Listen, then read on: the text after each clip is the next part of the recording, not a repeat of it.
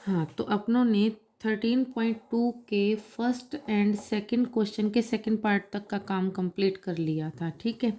अब है सेकंड के थर्ड पार्ट से काम शुरू कर रहे हैं। तो पिछली वीडियो जो मैंने बनाई है रूल्स की भी और क्वेश्चंस की भी, कृपा करके उसको करो बच्चों, और रिवीजन भी करो, क्योंकि बहुत ज़्यादा सिलेबस अपना अभी करने वाला भी पड़ा है और रिवीजन भी पड़ा है, और एग्ज़ाम तो आपको पता है होने ही है, और बोर्ड की क्लास है। तो बेटा प्लीज़ इसको करो, और लाइक भी करो, शेयर करो, सब्सक्राइब करो, और कोई डाउट है तो आप कमेंट सेक्शन में मेरे से पूछ सकते हो। ओके, तो काम करते हैं। ए वेक्टर की वैल्यू ये दे रखी है, बी वेक्टर की वैल्यू ये दे रखी है। मैं बोल इसलिए रही हूँ क्योंकि मतलब आप ये देख तो रही हो, बुक में भी क्वेश्चन दिए हुए हैं, तो बारी बारी ऐसे बोल के बताऊँ तो ठीक है। A vector B vector, A dot B निकालना है, ए की वैल्यू पुट की, डॉट बी की वैल्यू पुट की, ठीक है। ए डॉट बी की वैल्यू पुट कर दी।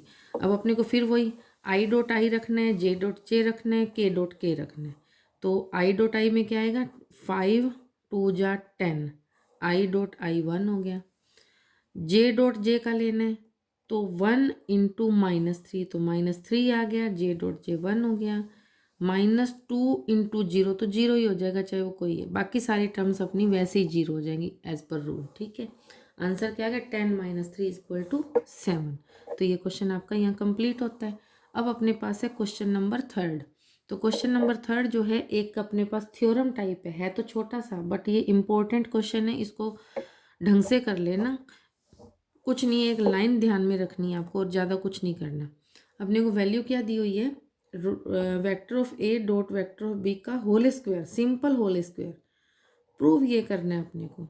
वेक्टर ऑफ ए का modulus square plus vector of B के मॉडुलस का स्क्वायर इज, ये क्या है, लेस देन इक्वल का निशान है, ये हमें प्रूव करना है। तो हम शुरुआत कहाँ से करेंगे, ये अपने को होल स्क्वायर दिया है तो हम मतलब डॉट प्रोडक्ट का स्क्वायर दिया, हम वहीं से शुरू करेंगे। ए डॉट बी का स्क्वायर, तो अपने इसको मॉडुलस में ले गए वेक्टर के रूप में, तो स्क्वायर लगा दिया। अब क्या है, इसका स्क्वायर निकालेंगे तो क्या आएगा, अलग अलग दोनों चीज़ों का स्क्वायर, यानी कि दोनों चीज़ों को अलग अलग मॉडुलस में लिखा, डॉट प्रोडक्ट सिंपल जो भी नियम बताया था, कोस थीटा, पूरे का स्क्वायर लग गया बाहर। अब इनको थोड़ा सा अलग करो, स्क्वायर को खोल दो, ए मॉडुलस का स्क्वायर प्लस बी के मॉडुलस का स्क्वायर इंटू में कोस स्क्वायर थीटा। अब आपको ये पता है कि कोस थीटा जो है उसकी वैल्यू क्या होती है, या तो होएगी 1 से छोटी और या होएगी 1 के इक्वल, ठीक है। तो 1 से छोटी और इक्वल यानी कि कोस थीटा की वैल्यू पुट करनी है, तो ये वाला साइन जो है हम यहाँ पे लगाएंगे और कोस थीटा को हटा देंगे, क्योंकि हमने वैल्यू ही पुट कर दी। 1 1 लिख नहीं सकते, लिखते ही नहीं होते, लिखोगे तो भी कोई फ़र्क नहीं पड़ना, इंटू में 1 डाल दो, कोई फ़र्क नहीं पड़ने वाला। तो लेस देन इक्वल क्या आ जाएगा, ये A modulus of A square modulus of B square, यही हमें प्रूव करना था। ओके, तो ये थ्योरम छोटी सी है बट ये आती होती है, 1.5 2 नंबर की आ जाती है, थोड़ा ध्यान से कर लेना, ठीक है।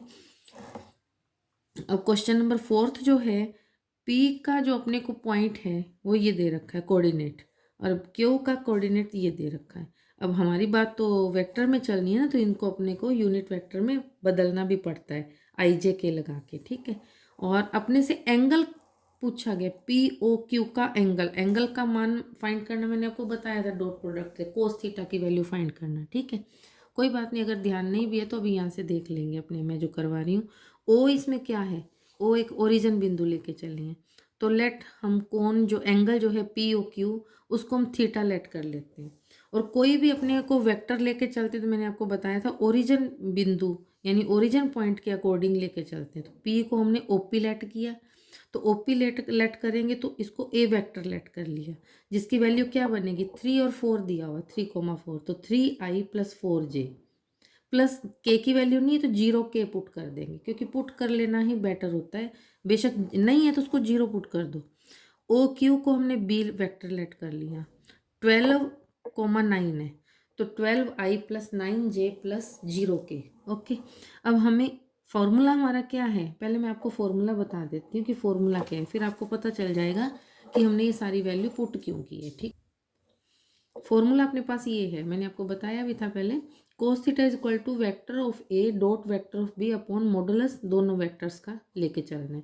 अब हम ये वैल्यू फाइंड करेंगे vector of A vector of B का डॉट प्रोडक्ट और अपॉन में मॉडुलस पहले फाइंड करेंगे फिर वैल्यू पुट कर देंगे। ओके, तो मॉडुलस ऑफ ए फाइंड करने के लिए क्या करेंगे, आई के कोफिशिएंट का स्क्वायर प्लस जे के कोफिशिएंट का स्क्वायर प्लस के का होता तो अपने पुट कर देते, नहीं है तो छोड़ दिया। 9 + 16 25, 25 का वर्गमूल वैल्यू फाइंड करोगे तो 5 आएगा, तो ये अपना 5 आ गया। ओके,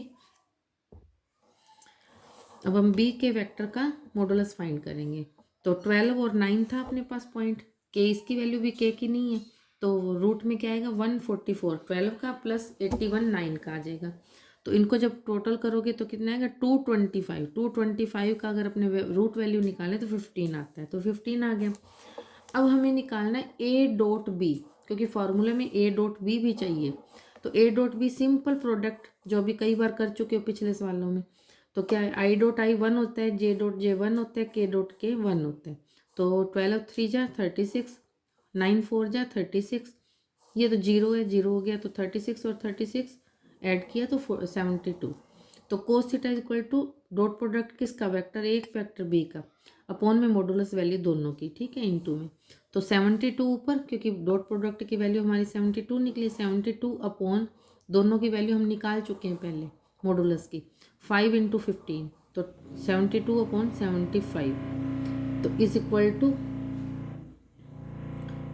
टू कट करोगे 3 की टेबल पे तो 24/25 आ जाएगा। ओके, तो अपने पास कोस थीटा की वैल्यू क्या आ गई 24/25, 72/75 को कट किया तो 24/25।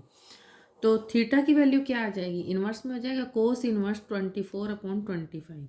तो इट मीन्स अपना आंसर क्या आ गया P O Q, angle of P O Q is equal to cos inverse 24/25।